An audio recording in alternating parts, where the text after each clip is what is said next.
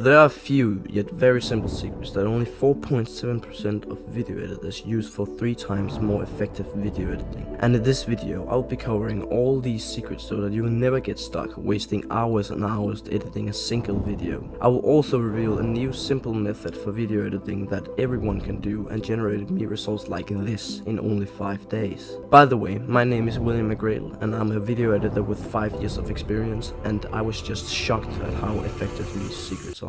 The first one is really quick, yet so effective that you can't miss it.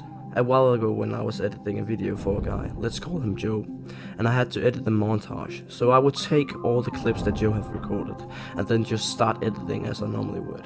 But I couldn't focus. I constantly checked my phone, all the distractions, emails, Snapchats and ding and dang. I just couldn't concentrate on the video. And then after many hours, I of course finished the videos, but I could have saved so much time.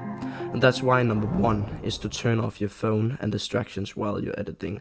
And the best way to do that is to have it on airplane mode. Alright, so once we have that in order, we can move on to the next thing you really want to take care of before you start editing. Imagine you're editing and you're constantly trying to find new overlays, VFX, sound effects and bunch of other stuff to put in that video you're editing. It's so stressful and you always have to switch from the editing software to Google. And I had the same problem for many years, and I really tried to think of ways to make this better. I just wish that there were a much faster and more efficient way to put in all those graphics, overlays and sound effects. And there actually is a much better and efficient way. And that's why number 2 is file management. And the best way to manage files is to make folders for all your editing. For example, you can have a folder named sound effects where you put all your sound effects in.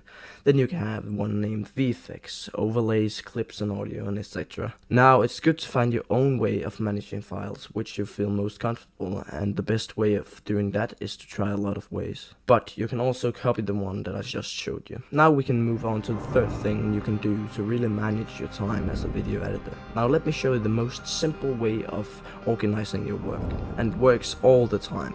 Basically, I divide my video into 3 parts, which are cutting, adding visuals, and sound design. The rule is simple.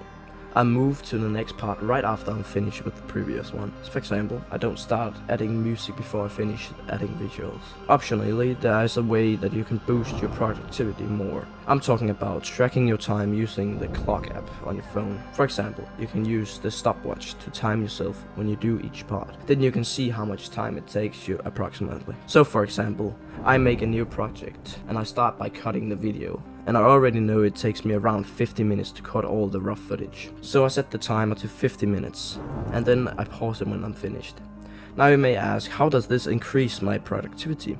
There are 2 reasons. Firstly, it saves a lot of data, and in the end of the day you know exactly how much time you spend on what part, so it just helps you analyze your progress. Secondly, it helps you a lot with managing your time, because it usually when you set, for example, that you're going to edit an intro in 40 minutes, then actually you're going to finish that in the time without wasting time. Also, it actually helps everyone no matter if you're a beginner or advanced. Alright, so this is a very crucial step for maximizing quality while not wasting time. And if you're not implementing this, then everything that I've said in this video is a complete waste. So listen very closely. Once upon a time, there was a little video editor, me. And I would just film a video for YouTube or whatever, and then right after I would start editing. And I would edit for so long, and we are talking hours, on the same video. And even though I implemented all the secrets in this video, the result was just terrible.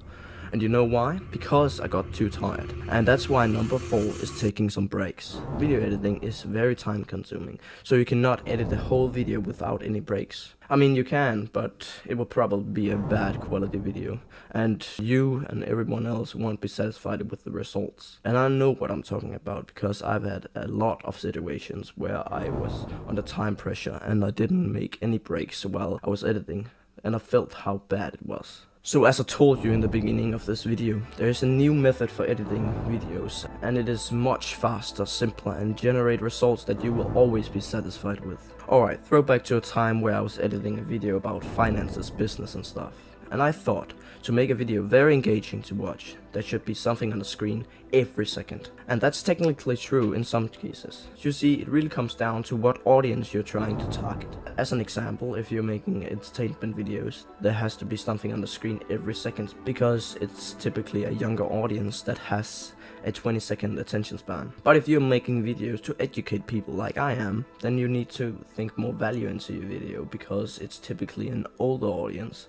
That's why the new editing method is where you still show something on the screen, but don't overdo it. So try to land somewhere in the middle. And this is just much faster than the other method, I will promise you. But everything that I've told you in this video won't mean anything if you don't know how to actually edit your videos.